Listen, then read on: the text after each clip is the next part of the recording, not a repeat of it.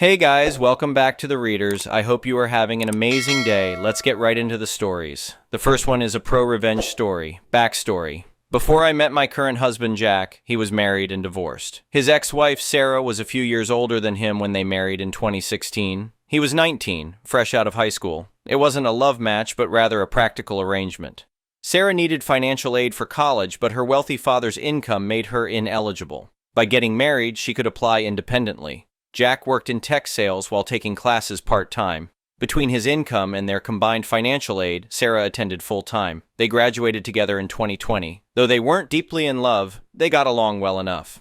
As Jack's career took off, they enjoyed an increasingly comfortable lifestyle, buying and selling their starter home, then purchasing a nicer house. Jack leased them both new vehicles. By 2021, Jack felt they'd grown apart. Sarah agreed.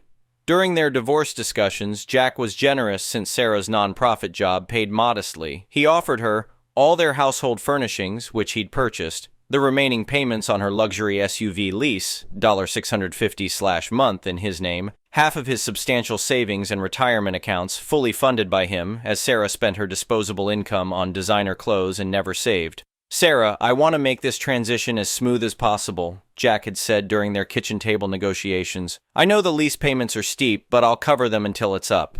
They used a basic divorce service and split amicably within 90 days. 3 months later, I met Jack through mutual friends. Sarah started dating Marcus, a successful hedge fund manager. The complication: after I moved in with Jack in early 2023, he wanted to switch careers into software development. This meant zero income during a 4-month coding boot camp, then a gradual ramp-up period. My salary could barely cover our bills and my dying car's replacement, let alone Sarah's $650 monthly lease. "I don't think I should keep paying for Sarah's car now that she's married to Marcus," Jack said one evening. "They make triple what we do combined." We consulted a lawyer who confirmed the car payments qualified as modifiable alimony since Sarah had remarried. Jack called Sarah to explain. "Sarah, I need to talk to you about the car payments," he began. "What about them?" she asked sharply. "With this career change, I can't afford them anymore. Since you're married now." "No, absolutely not." Click. A week later, he tried again, warning about potential legal action. Sarah was unmoved. "Marcus and I discussed it. The car stays with me." Jack filed the court paperwork himself. Sarah called immediately. "We should discuss this in person." When Sarah and Marcus arrived, their compromise was laughable. Jack should pay an early termination fee plus fund a new, cheaper lease. The total cost would exceed the current arrangement. "That's not happening," Jack said firmly. "The car needs to come back to me." "Well," Sarah smirked, "our lawyer Joe says you don't have a chance in court." The revenge. On court day, Sarah was conspicuously absent. The judge ruled in Jack's favor by default. Jack executed his plan methodically. Called Sarah, she refused to surrender the keys, ordered replacement keys from the dealership, arranged a tow truck and sheriff's deputy at her workplace. The scene played out perfectly. Sarah emerging from her office to find her SUV on a flatbed truck, her face transitioning from shock to disbelief. "You can't do this!" she sputtered. "Actually, I can." Jack handed her the court order while the deputy nodded confirmation. "But Joe said, he specifically said you didn't have a snowball's chance." "Wait, Joe the mortgage broker? That's your legal expert?" "He said since it wasn't labeled as alimony." "Well, maybe you should have shown up to court to make that argument." As Jack walked away, Sarah shouted, "How am I supposed to get home?" "Call your wealthy husband, the one who was fine letting your ex subsidize your lifestyle." The tow driver later commented, "That was the most satisfying repo I've ever done," and gave us a discount. I took over the SUV payments, we got married, started a family, and Jack's software career took off. Sarah still glares when we cross paths at the grocery store.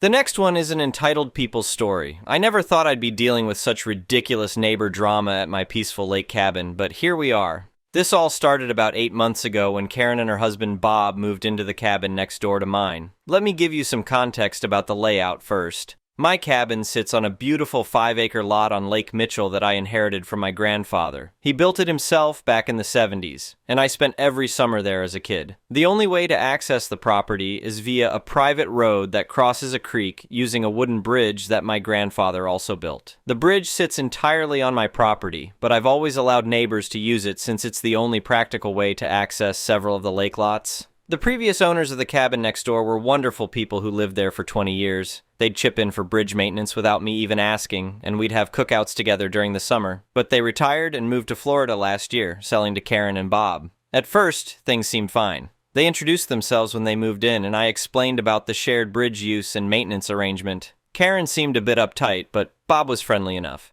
That changed about a month later when I got a text from Karen demanding that I do something about the noise from my dock. You see, I have a floating dock where I keep my pontoon boat. On warm weekend afternoons, I often have friends over to hang out on the dock, play music at a reasonable volume, grill, and enjoy the lake. We're never out there past sunset and keep the noise moderate. You can barely hear the music from 50 feet away. I politely explained this to Karen, but she wasn't having it. She sent a barrage of texts claiming the music was destroying her peace and quiet and that she'd call the authorities if I didn't stop immediately. I checked our county noise ordinances to confirm I wasn't violating anything and texted back that while I'd try to be considerate, I was well within my rights to have reasonable gatherings on my own property. This set off a month of escalating harassment. Karen would stand at the edge of her property filming us whenever we were on the dock. She'd yell about calling the police, who came out twice and found no violations. She even started trying to get other neighbors to complain, but they all told her to pound sand since they'd never had issues with my gatherings. Things came to a head in late June when I hosted a small birthday party for my nephew. We had about 10 people over, mostly family, grilling and swimming off the dock. Karen stormed over onto my property screaming about the noise. When I told her she was trespassing and needed to leave, she knocked over our grill, thankfully no one was burned, and dumped a cooler of drinks into the lake. I called the police and they gave her a warning for trespassing and vandalism, but declined to press charges since the damage was minimal.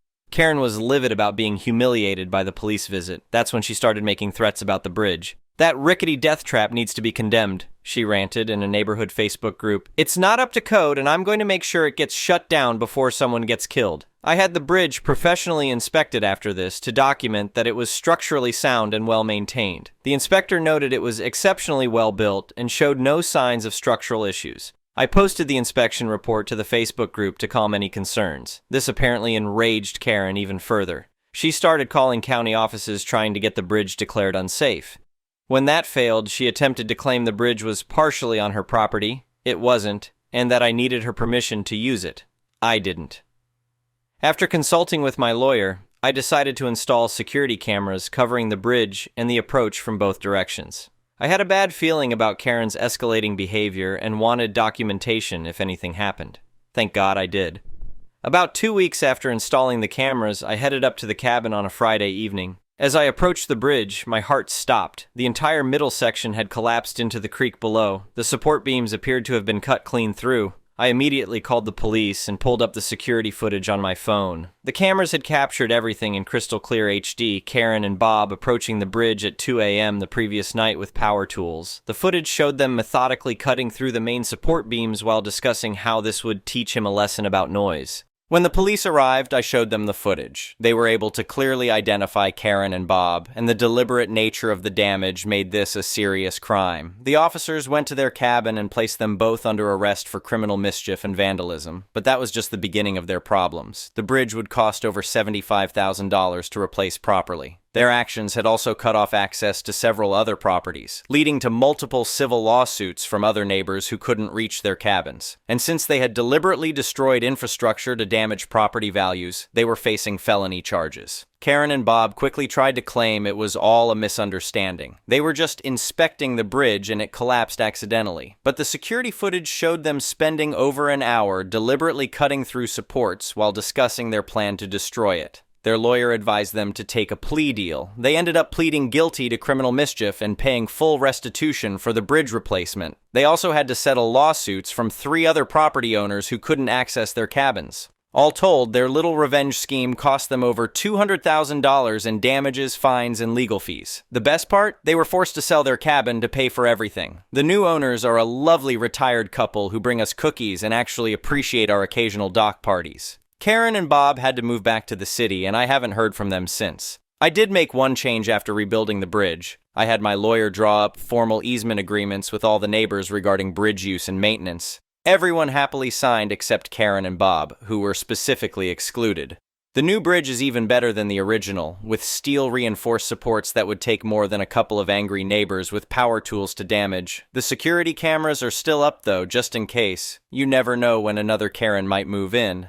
A few months after this incident, I received notice that Karen and Bob were suing me for emotional distress and defamation. Their lawsuit claimed I had deliberately provoked them with my dock parties and that sharing the security footage with police and neighbors had ruined their reputation. They were demanding $500,000 in damages. My lawyer actually laughed when I forwarded him the lawsuit. "This is what we call a frivolous lawsuit," he explained. "They're hoping you'll settle just to avoid the hassle. But given their criminal conviction and the video evidence, this should be dismissed pretty quickly." He was right. At the first hearing, the judge was visibly annoyed when Karen and Bob's new lawyer tried to argue that I had forced them to destroy the bridge through my harassment via dock parties. The security footage was played in court, showing them gleefully discussing their plan to destroy my property. "Let me get this straight," the judge said, peering over his glasses at Karen and Bob. "You're suing the victim of your criminal activity for damages because you faced consequences for your actions. Motion to dismiss granted. And I'm ordering you to pay Mr. OP's legal fees for this frivolous suit."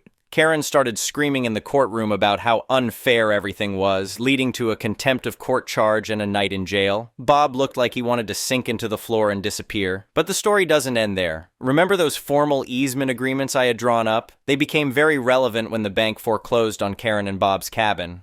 The new owners tried to claim they should automatically have bridge access, but my lawyer explained they'd need to sign the agreement first. This actually led to some interesting negotiations. The bank realized the property was worth significantly less without guaranteed bridge access, so they approached me about working something out. I agreed to grant an easement to any new owner provided they signed our standard maintenance agreement and paid a one-time infrastructure contribution of $10,000 toward future bridge maintenance.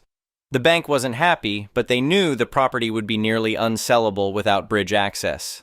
They ended up reducing the asking price by $15,000 to account for this, which meant Karen and Bob lost even more money on their failed revenge scheme. The retired couple who bought the place had no issue signing the agreement and paying the contribution. "After what those awful people did, we completely understand wanting proper documentation and security," they told me. "They've become great neighbors and regular guests at our dock parties."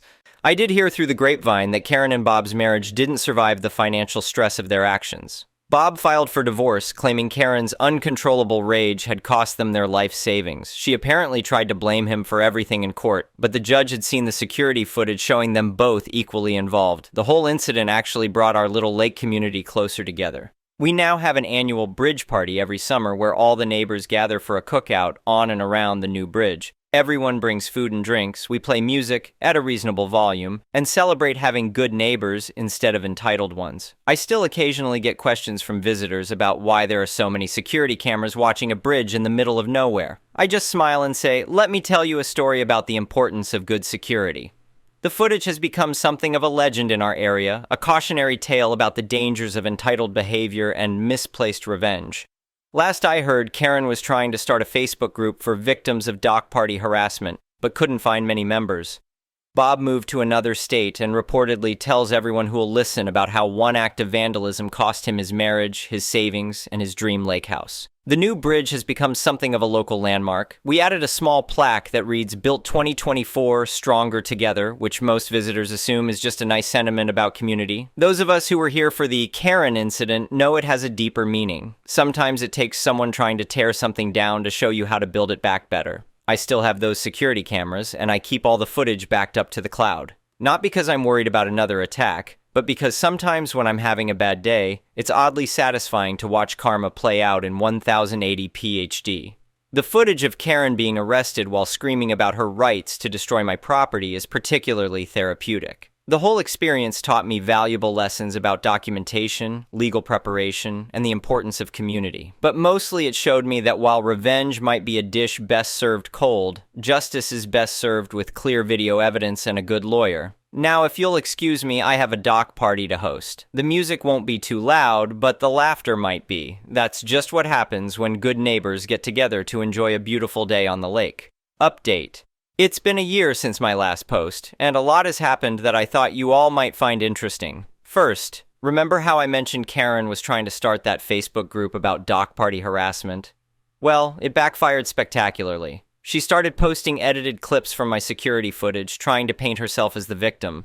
However, she didn't realize that posting my security footage without permission was illegal, and more importantly, editing it to create a false narrative constituted defamation. My lawyer contacted Facebook to have the content removed, and we filed a cease and desist order. Karen ignored it and created multiple new groups, each time posting more edited footage and making increasingly wild claims about how I had destroyed her life. She even started harassing my business's social media pages with fake reviews. My lawyer advised me to document everything, and we built a solid case against her. We filed a lawsuit for defamation, harassment, and copyright infringement since the security footage was my intellectual property. The evidence was overwhelming. We had screenshots of everything, including her admitting in private messages to other group members that she was going to make that bridge guy pay. The case went to court 3 months ago. Karen represented herself, always a bad idea, and tried to argue that she had a First Amendment right to tell her story. The judge wasn't impressed, especially when we showed how she'd edited the footage to remove the parts showing her destroying the bridge. The judge's ruling was better than we could have hoped for. Karen was ordered to pay $150,000 in damages plus my legal fees. She was also hit with a permanent injunction preventing her from posting anything about me, my property, or the bridge incident online. If she violates it, she faces automatic contempt of court charges. But here's where it gets really interesting. During the trial, we discovered Karen had been lying about her assets in her divorce from Bob. She'd hidden money in accounts under her mother's name to avoid paying her share of the bridge restitution and other damages. Bob's lawyer got wind of this and reopened their divorce case. This led to a separate investigation for perjury and fraud. Turns out Karen had hidden over $300,000 from the courts. She's now facing criminal charges for that. And Bob is getting everything she tried to hide plus damages. He actually reached out to apologize to me, explaining that Karen had been manipulating him for years with threats and emotional abuse.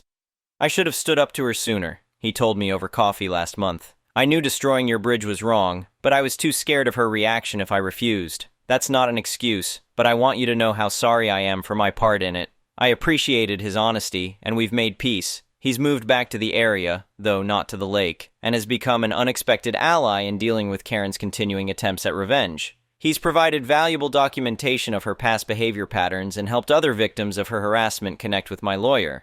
As for the bridge itself, it's become something of a local success story. After hearing about what happened, a local engineering firm approached me about using it as a case study for their infrastructure security course. They even offered to install a state-of-the-art monitoring system that detects and reports any structural stress or tampering attempts in real time. The county also took notice. They've used our experience to create new guidelines for private infrastructure maintenance and security. I've been asked to consult on several similar cases where property owners needed help protecting shared access points from vandalism or abuse. The retired couple who bought Karen and Bob's old cabin have become close friends. They've actually helped me improve the property in ways I hadn't considered. Tom, the husband, is a retired civil engineer, and he's helped me design and implement better drainage around the bridge approaches, which will help prevent erosion and extend the structure's life. Our annual bridge party has grown into a proper community event. Last summer, over 50 people attended, including several county officials who presented us with a Community Infrastructure Excellence Award. The irony of getting an award because of Karen's attempt to destroy our community wasn't lost on anyone. The security cameras have stayed up, but they're now part of a larger security system that protects all the properties around the lake. Several neighbors pitched in to create a shared security network, with cameras covering all common areas and access points. It's already helped prevent 2 attempted break-ins at seasonal cabins and caught some kids trying to vandalize the community dock. Karen's legal troubles aren't over yet. The criminal case for hiding assets is proceeding, and 3 other people she harassed online have filed their own lawsuits using our case as a precedent. Her mother is also in trouble for helping hide the money, and the IRS is now involved because neither of them reported the hidden funds on their taxes. The whole experience has actually led to some positive changes in my life. I've started a consulting business helping other property owners deal with access rights and security issues.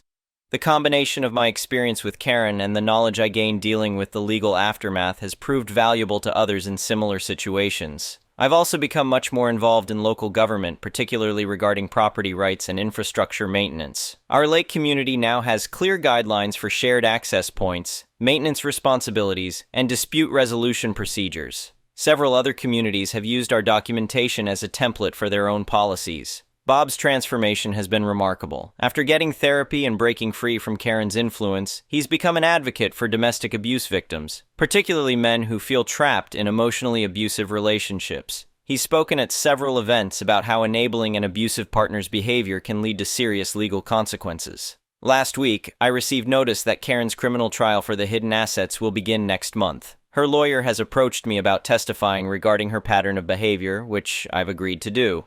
The prosecutor believes she's facing significant jail time given the amount of money involved and her previous criminal conviction for destroying the bridge. Through all of this, I've kept my dock parties going, though now they're more popular than ever. The music might still bother some people, but as Tom likes to say, it's the sound of community.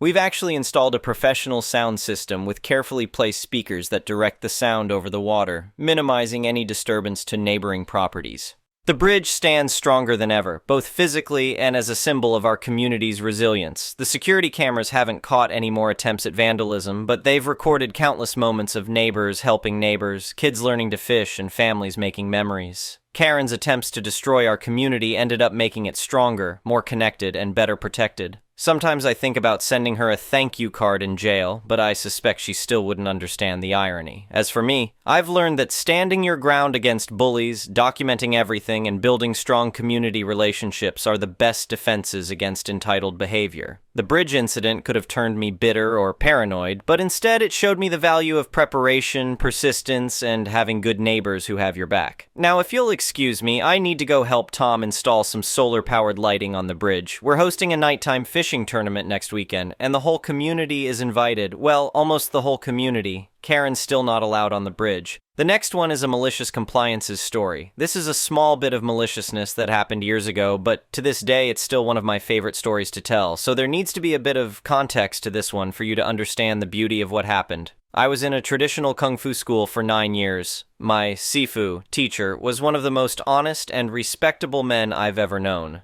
In this school, there was certain etiquette you had to follow out of both respect for the art and your fellow students. We had things like bowing before entering doorways, always facing north to take off our sash, stuff like that. Keep in mind that we weren't just teaching students here, we fostered a family and treated one another as if we were all brothers as sisters. One of the rules was that men wore their sashes on the right while women wore their sashes on the left. I am a trans male, and my sifu was one of very few people who knew this. Also, I present very androgynous. My sifu and I talked about it when I came out to him because I was concerned about how it would affect the etiquette of the school. And we both agreed that neither of us cared how I wore my sash, so I just kept it on the left out of habit. Very friendly conversation. At my school, we did a traditional performance every year for Chinese New Year called a lion head dance. If you look it up online, it's both intriguing and hilarious to watch because it's essentially two people underneath a large, fluffy, papier-mâché lion. We would do this for restaurants, schools, or event centers.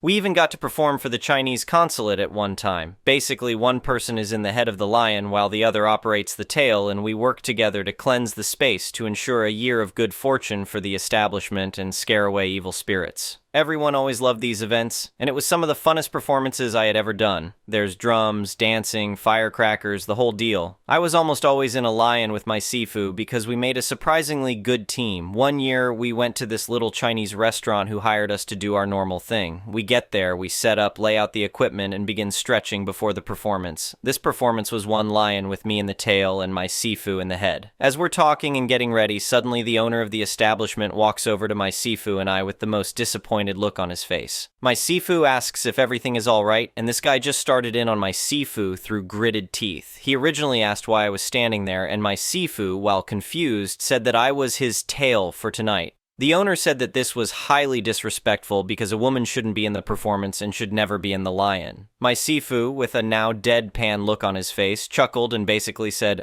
we don't live in the days of Chinese dynasties anymore, sir. This is my student, I am their teacher, and they are more than welcome to perform and represent my school." The owner kept on going off about how it's disrespectful to the culture and how I shouldn't even be in the show because I was a female. My sifu looked back at me, looked at the owner, got a cheeky little grin on his face and said, "No problem." He turned to me, grabbed my sash, twisted it to my right side, bowed and addressed me as Didi, meaning younger brother, before turning back to the owner. He had the most shocked and appalled look on his face, and it took me everything I had not to just bust up laughing. The owner huffed, told us to just do the show, and stormed off. And just as a little cherry on the top of this interaction, I went to get into the tail and my Sifu stopped me, motioning for me to get into the head of the lion. So I got to lead the show that night, and the owner just had to sit back and deal with the fact that he didn't get his way by throwing a sexist fit. The year after, we got hired by the same restaurant, and my Sifu, instead of rejecting it, made absolutely sure that the performance that night was all female students. The owner didn't say a word. The next one is an entitled people's story. Hello and welcome. I'm a 24-year-old female, but at the time of the story, I was around 19 and doing a professional course of goldsmith. This story is about a 15-16-year-old female classmate being an entitled jerk that thinks she is the center of the world and tried to put us, me and the rest of the class, in trouble for something we didn't do.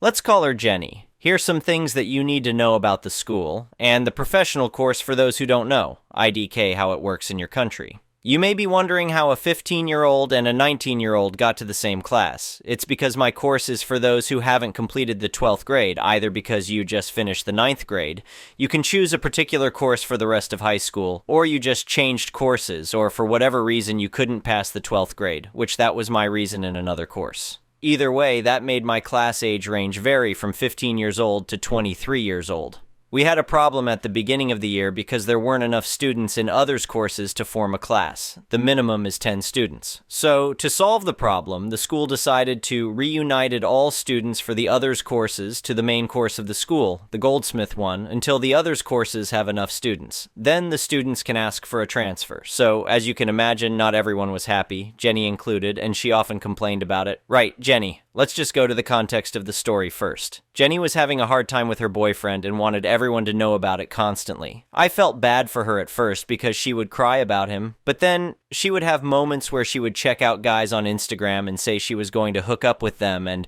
that will show him, boyfriend, and then continue to cry about him. Shelby would also complain about the school, the teachers, her parents, other students for other classes, her whole life basically. Also, every conversation had to be about her and her situation with her boyfriend, like, we get it, geez, I'm sorry that things aren't working out with him, but we heard it like 30 times in a single conversation. She also took a liking to me because I was nice to everyone and to her too at the first week of school. I had no backbone back then, and she took it to her advantage. We had a classmate that lived very close to the school, so we hang out sometime at his place during lunchtime. Jenny always found an excuse to not let me go with them, even though I was invited. And even if I said no multiple times, I always gave up and go with her because I didn't want her to be alone, and for some reason, I wanted to be polite. I was a naive moron. Once, she took me to her apartment to show me something. BTW. She said she lived close, but we walked for more than 15 minutes, and I thought we were going to hang out. But nope, she forgot her keys to the mail or something and needed me to reach out for the letters because my hands are skinny and I have long fingers. I actually thought we were going to hang out at her place after that, but nope. We came back to school. So, yeah, I've never considered her a friend. I was just being with her to be polite, but I really should have stayed away from her and hold my ground. Now, the story you were waiting for. What happened to have the cops called on us? In the first class of the morning on that particular day, the teacher was doing the usual call. When it came to one of the guys of the class, Jenny got upset. Jenny. Oh no, don't say this name, teacher. Theater. Huh? Why not? We all looked at Jenny, puzzled. Jenny, it's the name of my boyfriend and I'm mad at him. Just hearing his name makes me mad. We just stared at her. What? The poor dude just happened to have the same name as her boyfriend. What was that? But we all shrugged off, and the morning continued without any incident. At the end of break time, I was walking along with some of my classmates to our next class when we heard a commotion near our lockers rooms. Since we are all nosy, we went to check it out. When we arrived, Jenny was handing her phone to Mark, M20, one of our classmates, and the rest of the class was right there too. Mark listened at the other end of the phone for 2 seconds before angrily handing back to Jenny and tried to walk away, but Jenny was starting to get physical and Mark was about to be it too. Just so you know, Jenny was around my height at 158m, 5'2" feet, and Mark was around 180m, 5'9" feet. So yeah, it's basically a Chihuahua barking against a Doberman.